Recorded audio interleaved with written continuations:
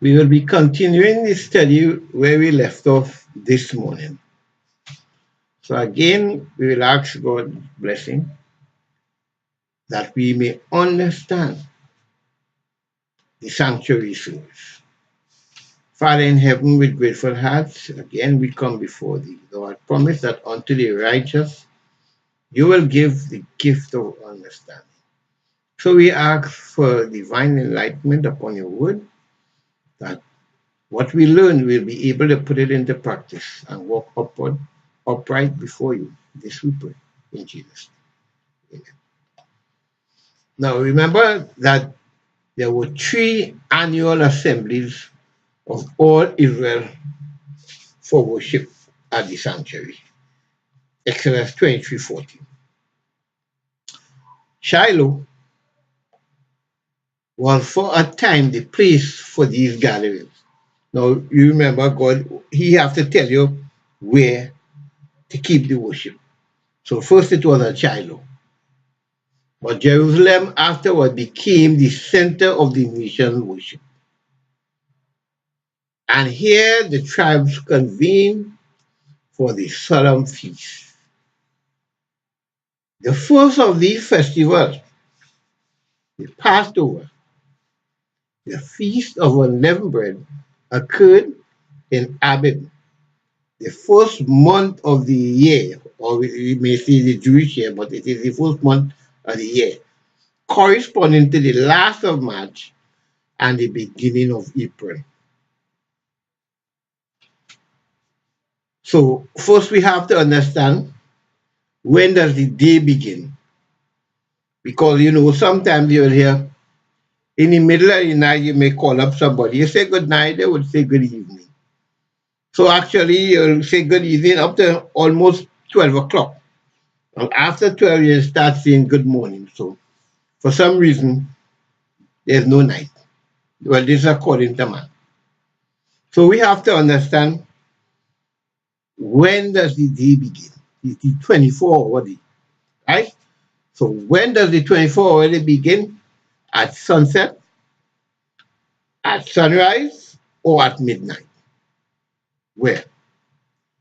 Now, the 24-hour cycle begins at sunset, because at the moment the earth came into existence and began to rotate on its axis, there was no light upon the face of the deep.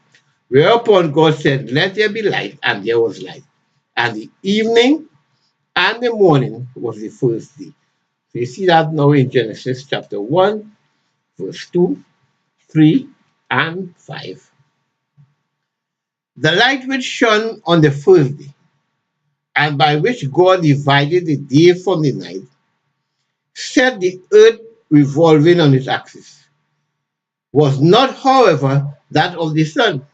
For the sun and the moon were not created until the fourth day, when he spoke them forth to rule over the day and over the night. Genesis 1 verse 18. Which he had beforehand established. So he had let there be light first, before he bring in the moon and the stars and the sun. Thus it was that whereas the earth began punctuating eternal time with the first night of creation week, from which the week 7-day Sabbath is measured. The moon began punctuating time at the end of the third day and at the beginning of the fortnight, from which the month is measured. Accordingly, the time span which measures the segment of the week is 3 days in advance of the time span which measures the segment of the solar year and the lunar month. In order, therefore, that his people might commemorate the week of creation from the instant that the span of earthly time began, God commanded, from evening unto evening ye shall celebrate the Sabbath. Leviticus 23, verse 32. So, the 24-hour day began with the night at sunset, and the daytime itself, separate from the night, begins at sunrise. So there we have it. That is too plain to misconstrue. So when does the year begin now? While leading the Hebrew host from bondage to freedom, the Lord was firmly establishing them in the truth of all things, including the truth of the day on which the year began, of the day upon which the month begins, and on the day on which the week begins. Obviously, the Hebrew religion has largely to do with the day of the week, of the month, and of the year. The Hebrew were forever to keep holy one, not a Sabbath day, not a seventh day, not a seventh, but the seventh day, the day of each week, the Sabbath. Number two, not the day from the 15th to the 21st of the month. Sorry, let me read up. The second, the day from the 15th to the 21st day of the first month, Passover week. Number three, the 50th day after the sheaf of the first fruit was offered, that is the Pentecost. Four, the 10th day of the month, of the seventh month, which is the atonement. Five, the day from the 15th, that is same seventh month, to the 21st of the same month, the Feast of Tabernacles. Six, the Feast of the New Moons. Thus, the all-knowing one, he who created the heavenly bodies and knows the very moment he set them in motion to govern the day, the month, and the year, decree that the holy feast be observed in the very month and on the very day on which they were first ordained.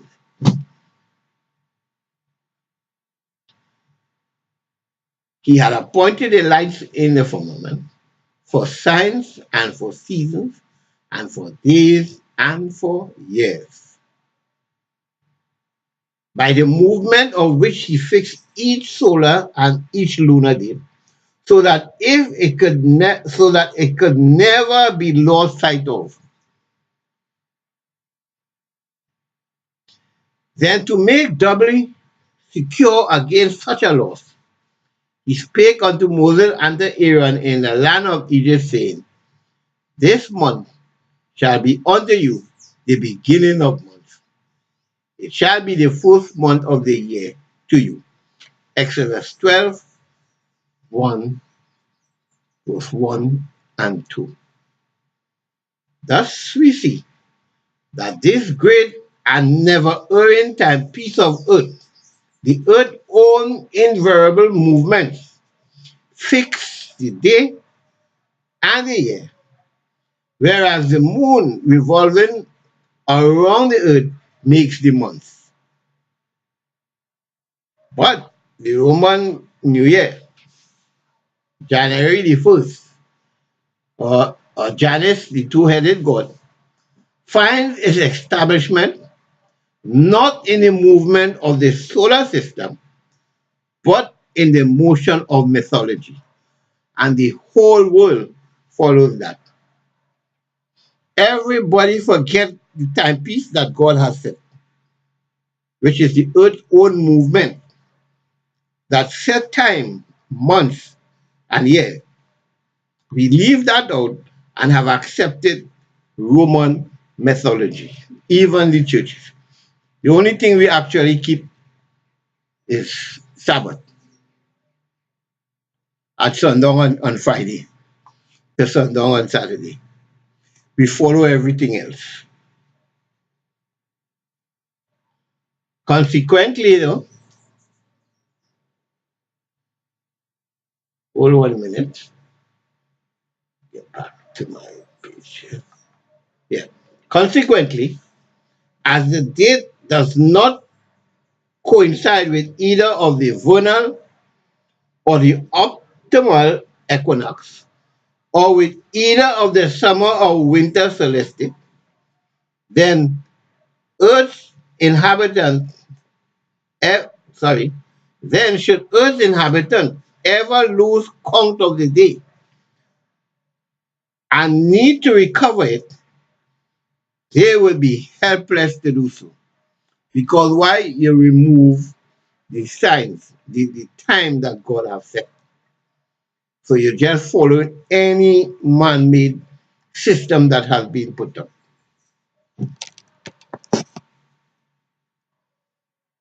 Right. Now, to prevent his people from bringing upon themselves such a catastrophe and to have them intelligent as to the time the year begin, the Lord gave to Moses the sacred yearly calendar, which cannot be lost or miscalculated as long as the earth remains. He told him that the day which preceded the Exodus was the 14th day of the first month, and that forever thereafter they were to commemorate the Passover on the very night each year, the night following the 14th day. Thus was the Lord re-established the creation calendar, reaffirming that the year began or begins on the day of the vernal equinox, on which spring, the first season of the year, commences, and on which the sun and the moon were created, the fourth day from the beginning of creation. So that's why there's always a period whereby you don't see the moon. About 2 days or 3 days, not two, about 3 days, between 3 to 4 days, you wouldn't see a moon. So you know for sure that what we're saying here, what God has set up, is the right thing, the right time.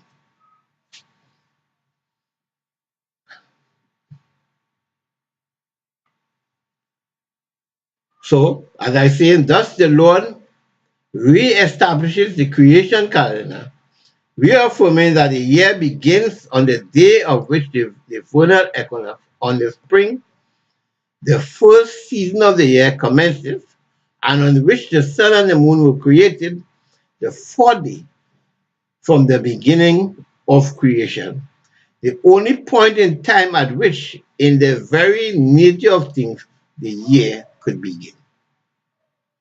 And so it is that the Passover, the Atonement, and the Feast of Tabernacles, the three most important feasts in the year, beside other feasts, are controlled by the solar year and by the lunar month. Now, Christianity has thrown out the significance of these feasts, but we will come to it a little later. The weekly Sabbath, by the day on which the creation began, and the year itself by the vernal equinox, the irremovable signpost.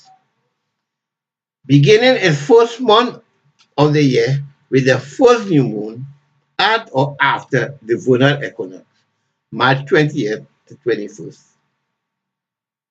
It puts the 14th day, that on which the Passover lamb was to be slain, on April 13th. You know, and strange,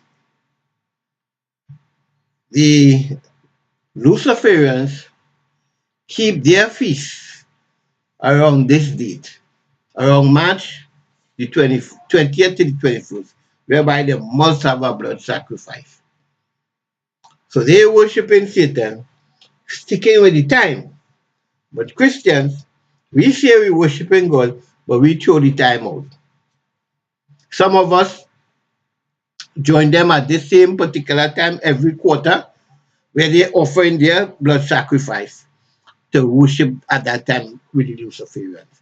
That is we are dealt with that already. It puts the 14th day, that on which the Passover lamb was to be slain, on April 3rd, if you're following the calendar.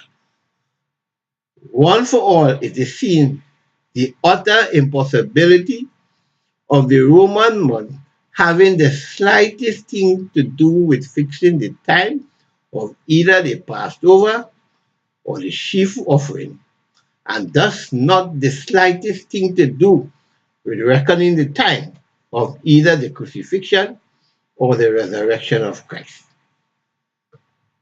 This is more graphically seen from the correspondence of the sacred event came in the spring of the year AD 31, the year Christ was crucified, with the sacred event which came in the fall of the year AD 27, the year in which he was baptized, as viewed diagrammically. Let me show the diagram.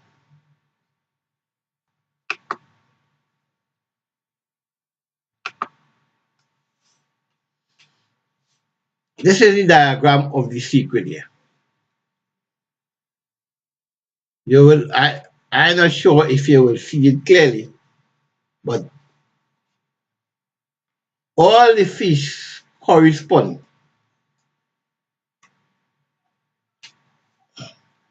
Hold 1 minute.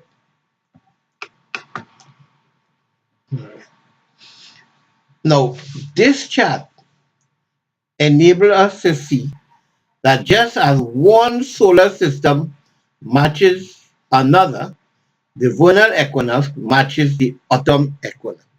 So we'll have the vernal equinox here, it will match with the autumn equinox to the top here. Watch the lines. It matches. So you'll have the Passover will be here, will be in the vernal equinox.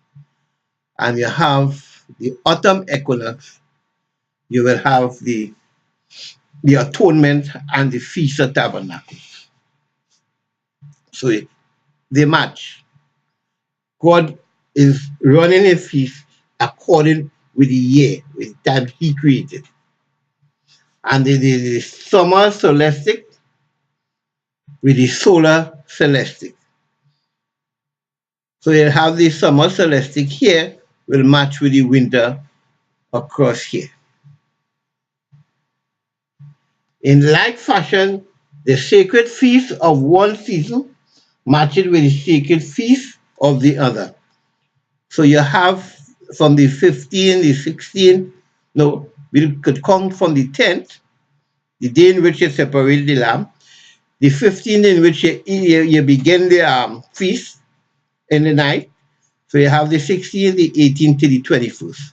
It will match with the autumn equinox, with the 10 days, the lamb separate, and you have the 15th, you have the 16th, 17th, 18th, and the 21st.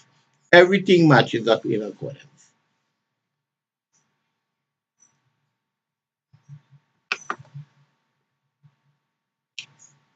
Right?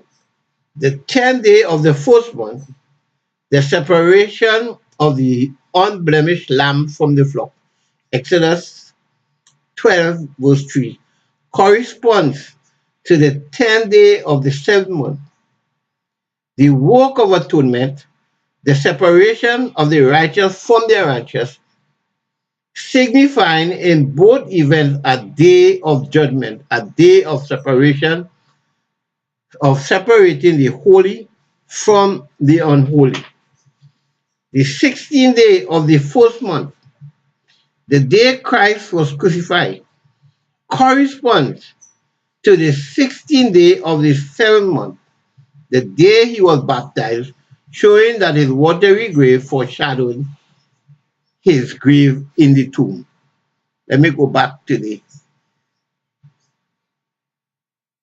chart here. Right? Now, it might be hard for you to see the writing, but like I said before, by following the lines on the dates, you will see all corresponds, all of them.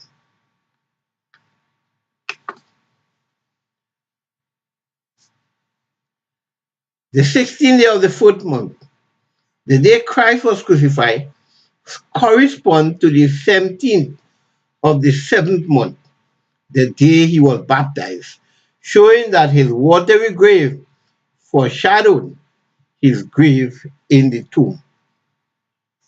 The 18th day of the 1st month, the resurrection, corresponds to the 18th day of the 7th month, the first day of the wilderness temptation. His 40 days of victorious ministry to his disciples correspond to the 40 days of victorious conflict with Satan. And his disciples preaching the gospel after Pentecost correspond to his preaching the gospel after the wilderness temptation. To establish the date of his baptism as the 16th day of the 7th month, we need only to consider, aside from the coincidence, that the fact that the more sure word of prophecy certified that he was to preach 3.5 years and then be cut off. That's Daniel 9:26. And as he was crucified on the 16th day of the 1st month, he must have been baptized for the ministry just 3.5 years before, on the 16th day of the 7th month. The Passover was to be both commemorative and typical, not only pointing back to the deliverance from Egypt, but forward to the greater deliverance which Christ was to accomplish in freeing his people from the bondage of sin. This is what it is pointing to. As we go along, we will see the facts coming along. Now remember that to commemorate something, you have to do that every year at the exact time. We now keep or celebrate what we call the Lord's Supper 4 times for the year. Never upon the date, never on the 15th at evening, as how God had set it in the 1st month. It never happens. So for some reason, we are following under a different plan, one that God did not institute. He never said to keep it 4 times a year. We use the word as often. Well, some keep it nearly every week, every Sunday, so they're doing it more often than us then. But God never leave worship like that for man to decide what time. If you check your scripture, Paul,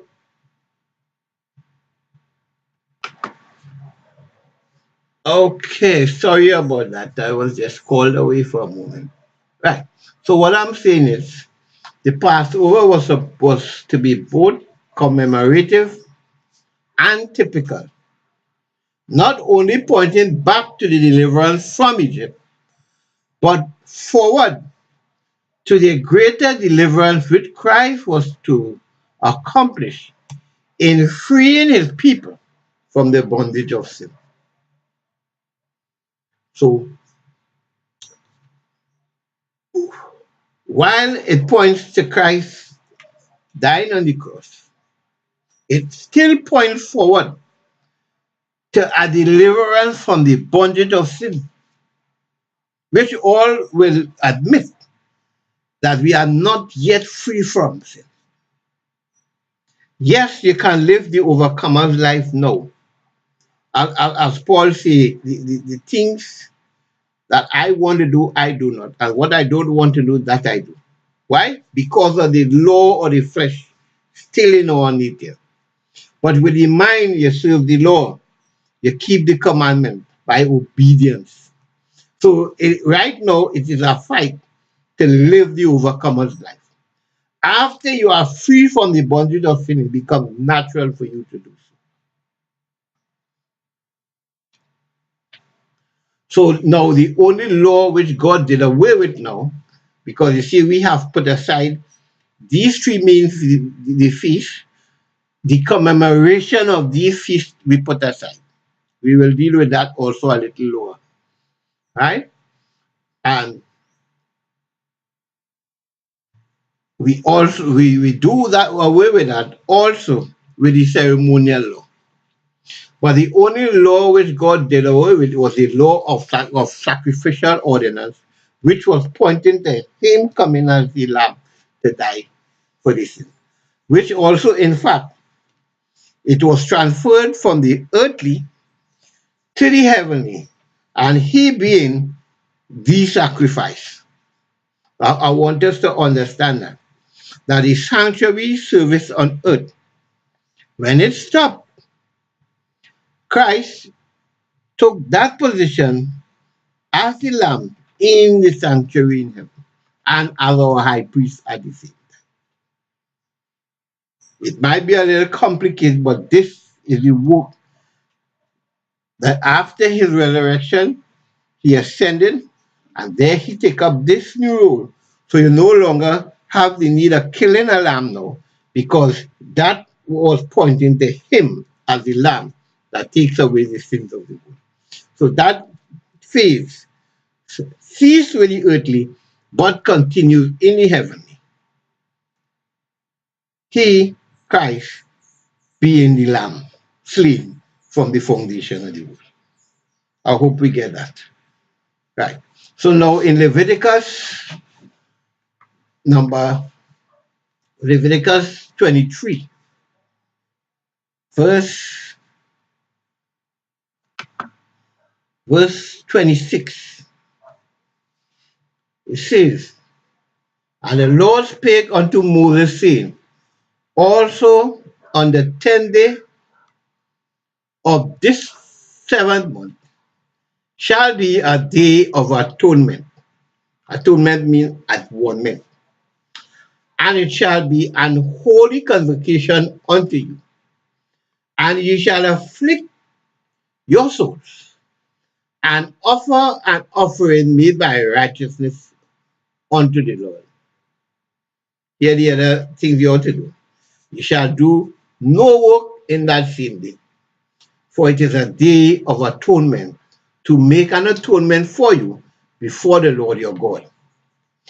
Now, for whosoever soul it be that shall not be afflicted in the same day, he shall be cut off from among his people. And whatsoever soul it be that doeth any work in that same day, that same soul, the same soul shall be destroyed from among his people. He shall do no manner of work. It shall be a statute forever throughout your generation in all your dwellings. And it shall be unto you a Sabbath of rest. And you shall afflict your soul in the 9th day of the 10th of the month at even. From even unto even, you shall celebrate your Sabbath. So this was a day of judgment in Israel. The whole year, you bring your sacrifice, you offer your offering before the Lord, the priest put it on the altar and so on. But on this day, once a year, was a day to cleanse the sanctuary. If anybody in the camp had unconfessed sins, he was cut off from the congregation. And now imagine, we teach that we are living in the antitypical day of atonement, but yet we expect to continue in sin. Has God changed? No. So in the sanctuary construction and service, it reveals the plan of salvation. So you can't get away. You cannot teach the gospel without the Leviticus. You cannot separate that. So because the Leviticus is the gospel in symbols. So this is why we are saying here in the sanctuary construction and service, it reveals the plan of salvation. The first apartment, called the holy place, in which the high priest officiated daily with sacrifices and diverse manner of gifts and washing, was a place for confessing of sins, all of which was a shadow of the heavenly things, clearly revealing the plan of salvation. The second apartment within the veil, called the most holy or the holiest of all, was open only in the seventh month and the 10th day of the month in each year. Their redemption from the condemnation of the law was secured. You can see Leviticus 23, verse 27, verse 30, and Leviticus 16, verse 34. It was called the Day of Atonement or Judgment or cleansing of the sanctuary. This was a day for the blotting out of sins accumulated during the year and was a symbol of the great Day of Atonement, not in figure, but in reality. So what Israel was doing in the past was just in figure. But by Christ entering the holy place in the heavenly sanctuary is not in figure anymore, but it is in reality.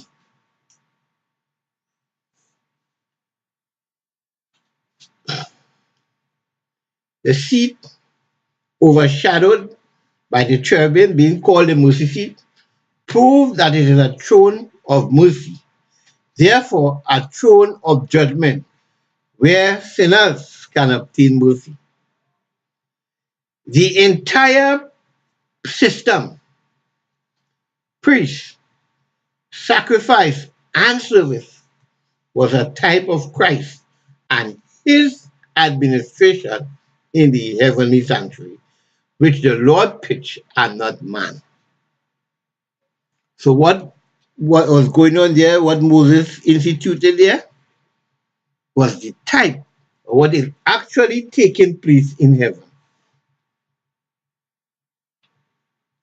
The holy place was for the confession of sin, but the most holy for the blotting out of sins. While the service in the earthly sanctuary was in operation, there could have been no service in the heavenly until after the ascension and become after the ascension, after Christ ascended and become our high priest. So while we had from the time of Moses onward to Christ dying, there could have been no work or no sanctuary service in heaven at that time. But it's after his death and his ascension, the work in the heavenly sanctuary began. Therefore, when the service in the heavenly began, the service in the earthly ceased. The true worshippers in the earthly, who by faith looked forward to the administration in the heavenly, were credited in the books of heaven as worthy of eternal life. Their records were to be investigated when Christ, our high priest, entered within the veil into the most holy, into the holiest of all, to blot out sins. So understand this work. His ascension to heaven. So from that time to 1844, It's almost 1800 years he had been doing that work in the holy place in the sanctuary, whereby the sins committed in ignorance was laid upon Christ. If a man committed a sin, he could have go to God and asked for forgiveness. But he wasn't free from it yet. It was stored in the sanctuary in heaven until this day of atonement, the time in which we are in at this present time, when the sanctuary have to be cleansed from both the names of the sinners and the sanctuary on earth will be cleansed simultaneously. We'll come to that.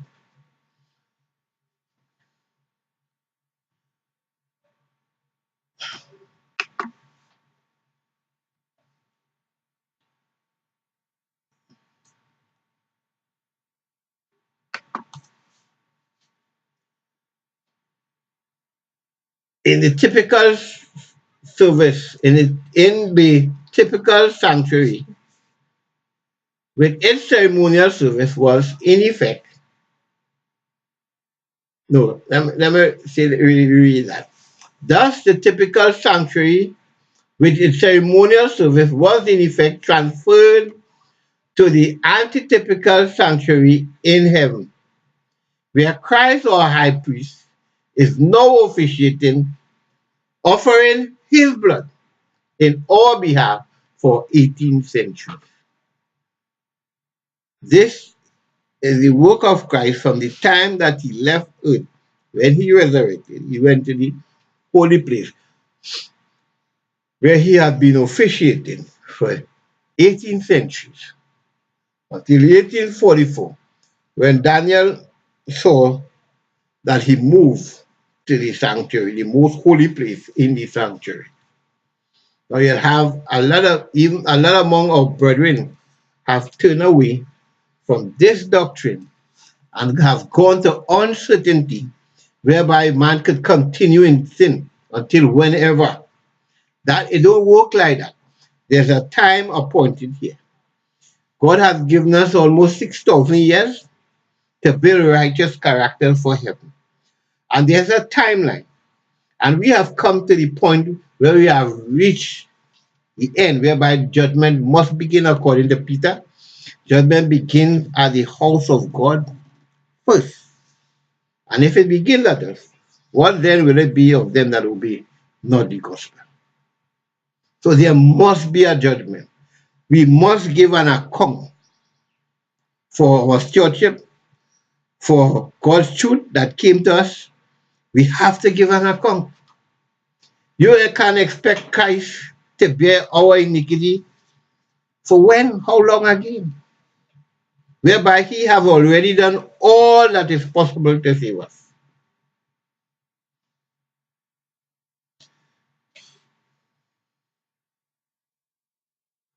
Hence, the typical sacrificial law is the only law that was removed from earth. So that law was removed from earth. And Christ being the true sacrifice, he continued the service in the heavenly sanctuary.